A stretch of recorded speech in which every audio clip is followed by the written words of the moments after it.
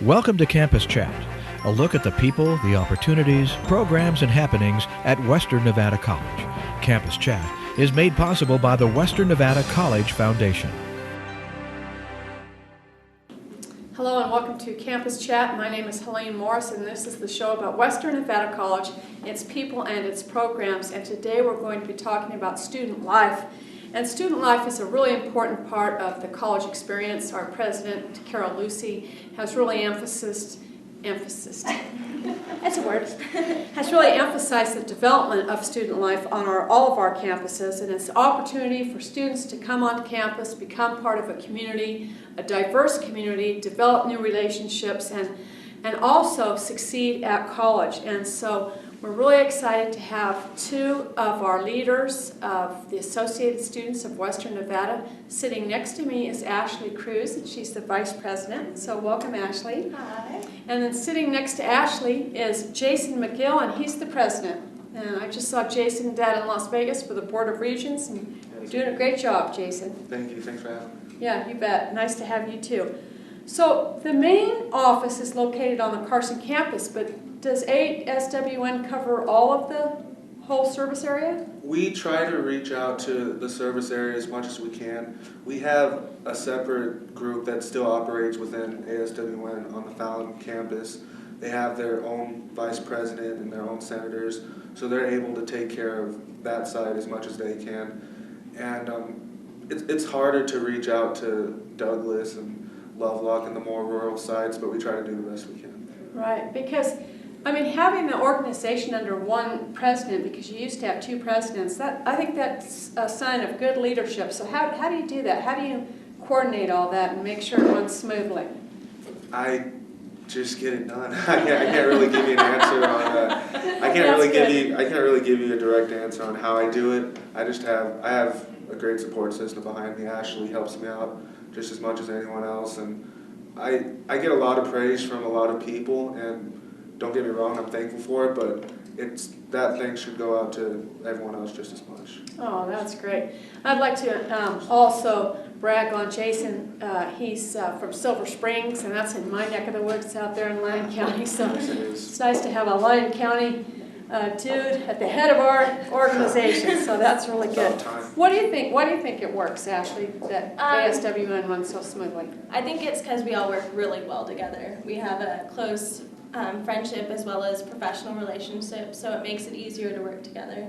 That's great. Yeah. We can all learn from that, can't we? And what is the mission of ASWN? Our mission is we are a group of students working together to assist our peers through open communication, achieving goals, facing challenges, and enhancing student life to help create WNC's future. Yeah, that's excellent. What do you think student life means? What's student life mean to you? Student life means to me open communication throughout the college and providing opportunities for students to do stuff. Yeah, I work with the Bridge to Success program also, so I think a lot of it is recruitment through the high schools at young ages. And getting people interested. Yeah. So I've noticed over the years, with each new president, sometimes the focus changes, the mission changes, or you have special projects. So what have your goals been, or what are your goals for ASWN while you're president? One of my main goal coming into the year was to really, like Ashley said, reach out to the high school students and to the community as well. Last year was a great experience in that we had, concerts and things like that on campus, and that's great, but I didn't think we did as much as we could do as far as serving the community and things like that. So that was really my goal coming in. And one of the projects I think I saw you in the newspaper was with the Chamber of Commerce or the leadership, Carson City. Yes. You worked with enhancing the animal shelter, correct? Yes, we did. That's exciting. It was a lot of fun. It's a lot of fun. And I like, and that's what you're going to talk about. Have there been other projects? Yeah, projects? We actually have a couple of projects coming up this week. Carson campus student government is going to go shopping for the Salvation Army tree that the nursing students put on. We set aside so much money for each person to pick someone off the tree and then go shopping at Walmart for presents for them. And then next week we're doing Holiday with a Hero. That's December 16th from 9 to 1, and we'll be hanging out with the kids that come and go shopping and entertain them and just talk to them a little bit more. That's great. I noticed at the Fresh Look Community College Task Force, this is a group set up by the Chancellor to look at the community colleges and their efficacy in the community and how they operate. And I noticed that the going to college rate at Western from high schools has almost doubled. Yes. And so I think that speaks to how well you guys are doing with outreach and what you talked about, don't you? I mean, getting more students to come here directly out of high school? I do, and I think that's another one of our goals, is to really show them what life is like at college so that, one, they're prepared for it, and two, they're not scared of it anymore. It's not just going to their classes and having exams and everything, going home. They do have a student life that many people aren't aware of, and we try to make that life as good as we can for them. Did you know you were going to college when you were in high school? Are you the first member of your family to go to college, or? No, I'm not the first member, but I grew up always knowing that college was right after high school, just like high school was right after middle school and everything else. So it wasn't a real surprise to me that I was going to go to college. What about you, Ashley? Did you know you were going to go to college? Yeah, I always knew I was going to go to college. I am the first one to graduate from college, though, for my family, so it's pretty exciting. And what is tell the audience what your degree is going to be in. My degree is going to be speech and communications with a minor in counseling psychology. That's great. I have a master's in speech communication. I love that. And criminal justice for you, correct? Yes, I am in the process of getting my associate's degree in criminal justice. That's great. In fact, we're going to be talking to one of your professors right after this segment. Yes, the infamous Dr. Bob Morin.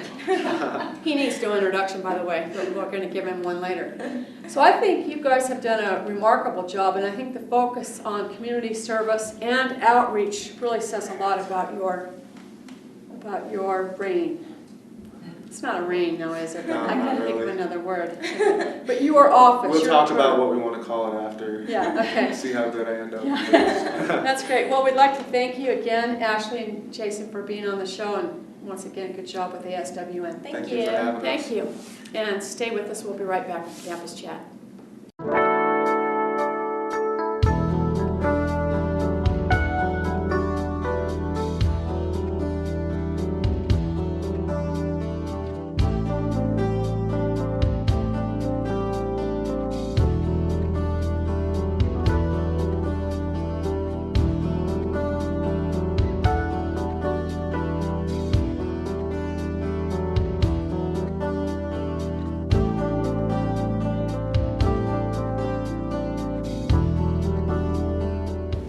Welcome back to Campus Chat. My name is Helene Morris, and for the remainder of this show, I'll be talking with Dr. Robert Morin, who is a professor of political science here at Western Nevada College, and also the division chair, and I get to say it this time, social sciences, education, humanities, and public service.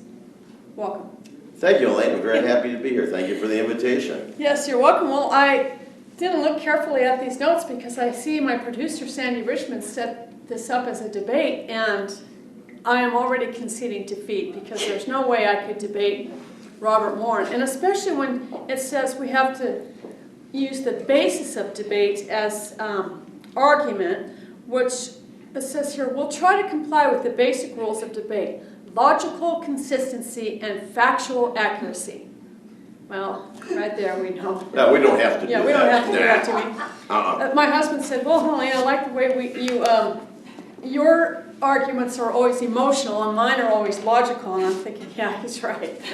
Yeah, but who wins? Yeah, both do, I guess. I don't know. But anyway, we are going to be talking about current events and viewpoints on the recent election, what's happening in the newspapers. I think I might like to throw in a little WikiLeaks and maybe body scanners too, just to get your thoughts about that. But the first question, we have a well-functioning, we have a two-party system in place. And public interest is served because there's a balance, right? Things tend to weigh out moderately, not too far to the right and not too far to the left. But right now the buzz in Washington, well not Washington but the whole country, is that the Republican Party is the party of no. And to what end does the current polarization of the party serve public interest? Because I think it's more polarized than it's ever been, don't you? Well, I think it's more polarized probably in the last 10 years than it has been before. If you go back to the Bush-Gore election, that was virtually a split in the country between, if you will, Republicans and Democrats. And I think the country is pretty much equally split today. And just look at national health insurance as an issue. It's roughly a 50-50 split. And it is important to have two parties that are debating ideas, debating issues. And then generally it's been in the legislative branch, Congress, that there's moderation and that you'll do some compromising, and that usually works fairly well. The Republicans being the party of no, to some extent I think is a bum rap. They are saying no, but I think that the reason they're saying no is because you've got a large section of the American public that says no. Another way to look at this is the Democrats have control of the presidency, they have control of the Senate, they have control of the House, and you could argue that they went too far in one direction with all their legislative initiatives in the last 2 years, and the American public is saying, whoa, hold on, you went too far, you're not listening to what we say, we want it back in the middle. Yeah, I think it's really important that there is a balance of power and that not one party either has a supermajority or a majority of all the Senate, Congress, and the presidency, because then, like you say, issues can be forced down the throat of the minority, and I don't think that does anybody any good. And so that's why I was pleased to see in the Nevada legislature, even though they're both democratically controlled, there's not a supermajority. Exactly, and the last legislative session there was a supermajority in the Assembly. That isn't the case now. The Republicans picked up a seat or two. On the Senate, there's no supermajority, which means that the Senate, the Nevada Senate, the Nevada Assembly, along with the governor, are going to have to negotiate and have to come to some compromises. And generally, a compromise is going to be a solution that maybe not everybody loves, but certainly is reasonable and they can live with. Right, exactly. I did hear from certain quarters that when the Nevada Assembly was equally tied and they had two co-speakers, that was one of the best legislative sessions ever because they really had to work together. And there might be something to that. Let's talk about Harry Reid, shall we? A lot of money spent to unseat him. Why do you think he won? Well, I think Harry Reid won for a couple of reasons. The first reason is that his campaign did a tremendous job in organization and turning out the vote. And at the end of the day, you win campaigns by your ground game, getting the vote out, and Harry Reid did a wonderful job of that. I think another reason is his opponent. Sharon Engel was favored by many people in the Republican Party, and frankly, there's a lot of people in the Republican Party that did not support her. You saw the Republicans for Reid, and there was somewhat of a backlash against Sharon Engel, and I think that was a factor. But don't overlook the overall factor. This is pretty interesting. Sharon Engel's home county is Washoe County, and she lost Washoe County. And what I also found interesting, because if you watch the national television stations, it was always a dead heat, yet he won by 41,000 votes. And she made a comment that kind of intimated there were some funny things going on at the polling places. I don't believe that, but I am curious why you think the polls showed it so closely. The polls are fairly good, but you don't always get the undecided votes. Furthermore, polling is wonderful, except it doesn't tell you who's actually going to show up. Mm-hmm. People who show up at the election day are the ones that count. That's the poll that really matters. And we have seen this before. We're going into the election weekend in a close race. The polls indicate one thing, and yet somebody pulls out a lead. So I don't find that unusual. Did you think that I heard some discussion that because they only talk to people with landlines and not cell phones, or is it the other way around? And that the Democrats, or Harry Reid, was able to do a deeper set of polling because he had the money. And so he knew all along that he was going to win. Well, that may be self-serving by the Reid camp. The issue of landline versus cell phone is a problem now in polling, because we can have certainly cell phones with area codes that are out of the state. That's not uncommon anymore. And so, we have to fine tune the polling a little bit. This, technology has changed the way that we do the survey polling. It has. Now the Tea Party really has made a strong statement in the elections, midterm elections. We saw a huge wave of Republicans elected to Congress. What do you think the impact was in our state elections? I don't know what the impact was on the Tea Party. I take perhaps an unconventional view. I don't know who they are. There's different flavors of Tea Party. Certainly they, as a group, represent dissatisfaction with what government's doing and the lack of what they perceive to be accountability by government. They had an impact, I don't know to what extent. One side of the argument is that they were counterproductive. You can argue that they cost the Republicans the majority in the United States Senate because of the loss in Delaware by Christine O'Donnell, the loss by the candidate in Colorado, Buck. He went out, and then also the loss by Miller up in Alaska. Yeah, so that was interesting. I can't really say that you had an overwhelming success of the Tea Party. I think that perhaps some of the basic gut level dissatisfaction with government carried over, but not with everybody. Right. Let's bring it back home to Nevada for a little bit. We've been at the bottom. Nevada as a state has been at the bottom at the 50th or 46th to 50th in many of the surveys or rankings regarding education, not only K through 12 but higher education. I'm worried about the upcoming budget. What do you think is going to happen? I mean, is it a $1.8 billion shortfall? Is it a $3 billion shortfall? What is it? And with no new taxes, well, what do you think is going to happen there? With the economic forum coming out, anticipating that the revenue for the next 2 years will be about $5.3 billion. That's what they're estimating and targeting. The agencies throughout the state, including education, combined asked for $8.3 billion in spending. Well, there's a $3 billion shortfall in there if you go by the request. Obviously, there's not going to be a request. They're not going to be able to satisfy that request. So what's the net effect going to be? Well, first of all, education is going to be right on the radar screen, top and center, because K through 12 and higher ed combined are about 55% of the budget. It's a huge expenditure in the state, so that's a natural place to look. My personal view, and if I had a crystal ball that was accurate, boy, that'd be wonderful. But as I see it, the legislature is not going to have much choice other than to do cutting of the existing budget, which would, and who knows how that would go. Is it across the board cuts, or are they going to target certain entities in the state budget for more percentage cuts than others? That's a guess. Or they're going to have to raise taxes in order to fill that shortfall. Or it's possible some tax increase with some cutting. Now that's what the 2009 legislature did. Right. Some revenue enhancements, which is a nice term for tax increase, by the way, along with some budget cutting. So I think that any person that looks at this reasonably is going to have to figure out that there will be cuts. The question is to what degree. Yes. And it will impact education. It will impact education. And stay with us. We're going to take a quick break and we'll be right back with Campus Chat.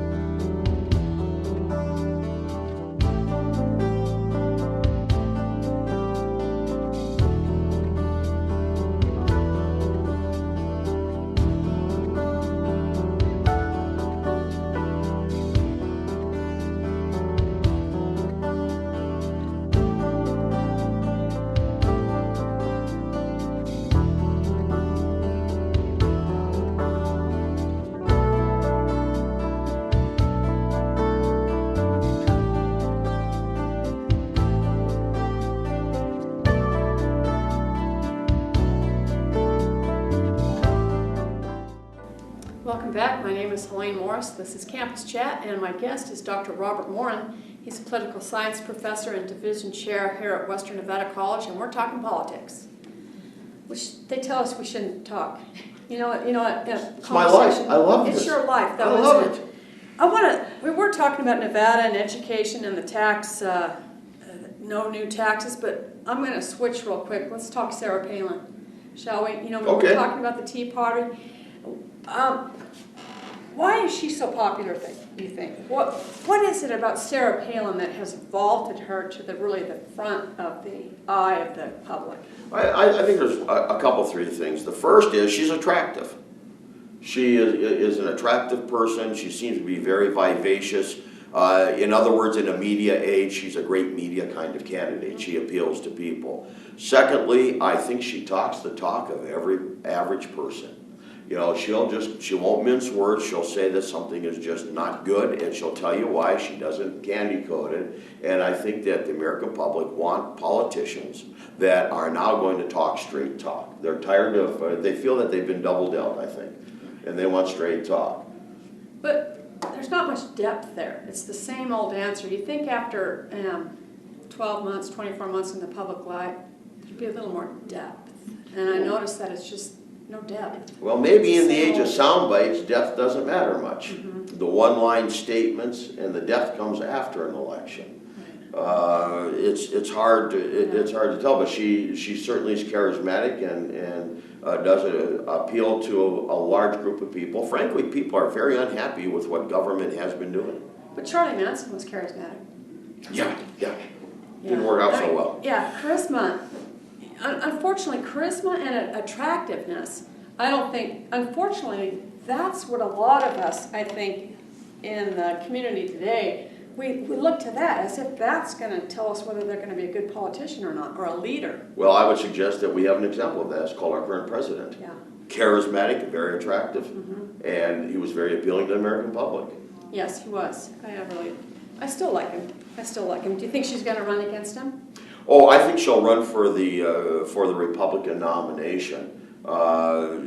She is, I think, probably doing a very good non-campaign campaign at the present time. She's everywhere doing everything. It's a great non-campaign campaign. And I think she will go for the nomination, and I think she has a pretty good chance of being successful getting the nomination. Whether you win a general election is another story. George McGovern was liked a great deal too, and it didn't work out so well for him in the general election. Right. You know who I really like for the Republican side, who I'd like to see, is Condoleezza Rice. Now, there's a thoughtful female with a lot of smarts, but I don't think she has the public appeal that a Sarah Palin does. I mean, as far as capability and understanding, she would be excellent, but I think that she's a policy person and she doesn't perceive herself as a politician. I think there's a difference. What do you think about Mitt Romney? Well, I think Romney will get into it again. I think he's a good, viable candidate. However, he didn't fare well last time, and maybe that will be a liability for him in 2012. What about the Donald? Well, it's Hollywood. He's got the money, right? Yes, he does. Do you think, okay, I'm going to preface this one question is, does anyone care, but why did Bristol Palin place third on Dancing with the Stars? As if, I mean... I'm a bad person to ask because I really could care less about her and Dancing with the Stars. But on a different level, the fact that the daughter Sarah Palin is on that show and she's successful, and I think, wonderful, it's good entertainment.